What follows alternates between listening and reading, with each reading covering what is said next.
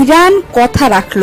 আমেরিকার বিমান হামলার জবাবে তাদের সামরিক ঘাঁটি লক্ষ্য করে হামলা চালালো আয়াতুল্লাহ খামেনির বাহিনী। একযোগে কাতার এবং ইরাকের ঘাঁটিতে হামলা চালিয়েছে পারস্য উপসাগরের দেশটি। কাতারের আল উদেইদ সামরিক ঘাঁটিতে অন্তত 6টি মিসাইল ছুড়েছে তেহরান। সেখান থেকে আসছে ক্রমাগত বিস্ফোরণের শব্দ। কাতারের আকাশে দেখা গেছে আগুনের ফুলকি। তবে কতগুলো মিসাইল আমেরিকান ঘাঁটিতে আঘাত হেনেছে তা এখনো নিশ্চিত করেনি কোনো পক্ষই। কাতারের নাগরিকরা আকাশে মিসাইল দেখে আতঙ্কে ছোটাছুটি শুরু করেন।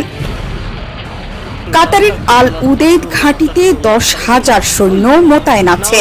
হামলার কথা নিশ্চিত করেছে আইআরজিসি। এটি মার্কিন সেন্ট্রাল কমান্ডের সেন্ট্রাল হেডকোয়ার্টার হিসেবে ব্যবহৃত হতো। আকাশসীমা বন্ধের পরপরই কাতারের দোহা থেকে আসতে শুরু করে বিস্ফোরণের শব্দ। কিছুক্ষণ আগেই সতর্কবার্তা জারি করেছিল যুক্তরাষ্ট্র। কাতারের সামরিক ঘাঁটিতে ব্রিটিশ সেনা সদস্যরাও কর্মরত আছেন। সম্প্রতি সেখান থেকে সরে গেছে বহু বিমান। এই ঘটনার তীব্র নিন্দা জানিয়েছে কাতার। মার্কিন ঘাঁটিতে আঘাত হানায় ইরানের ওপর ক্ষেপেছে দেশটি।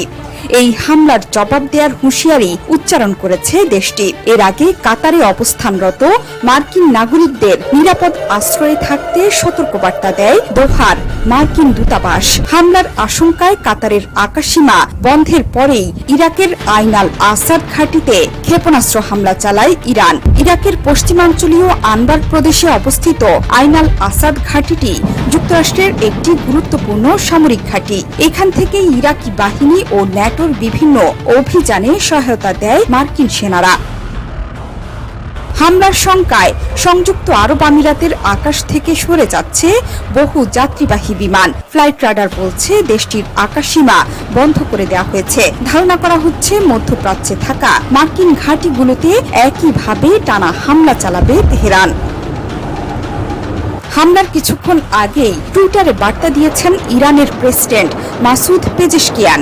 তিনি লিখেছেন, ইরান কখনোই যুদ্ধ চায় না, কিন্তু যে কোনো আগ্রাসনের জবাব দিয়েই ছাড়বে তেহরান। রোববার সকালে ইরানের 3টি পরমাণু কেন্দ্রে আঘাত হানে আমেরিকা। এর মধ্যে আছে নাতাঞ্জ, ফোর্দো এবং ইস্পাহান।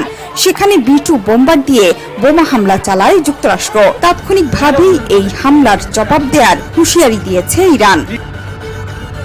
জোহরা চৌধুরী, সেতু, 71।